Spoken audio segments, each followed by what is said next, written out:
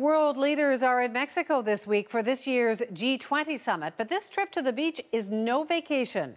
Europe's fiscal crisis is top of mind, and as politicians meet, one European official had tough words for Stephen Harper's assessment of the situation.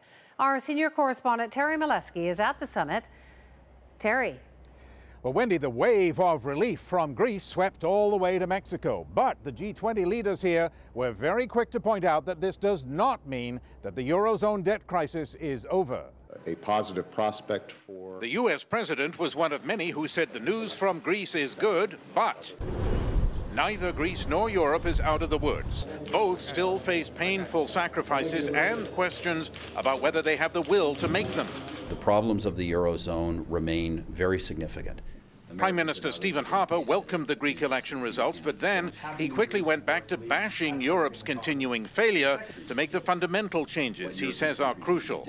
What European countries need to do and what we will be looking to see are clear commitments that they are prepared to take all of the actions, all of the necessary actions that are within their capacity to deal with these problems, and to create the structural changes necessary to create a genuine financial union in Europe that can deal with these problems on an ongoing basis.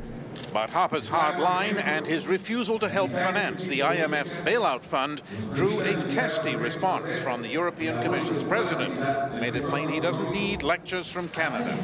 But frankly, we are not coming here to receive lessons in terms of democracy or in terms of how to handle the economy. We are extremely open and we are engaging with our partners, but we certainly are not coming here to receive lessons from nobody.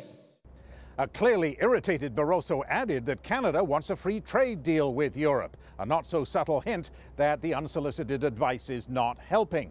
But the big issue for the G20 as a whole now is whether it can spin the Greek election as a sign that the debt crisis really is under control, and whether financial markets will buy that. Wendy. Thanks so much, Terry. Terry Milewski.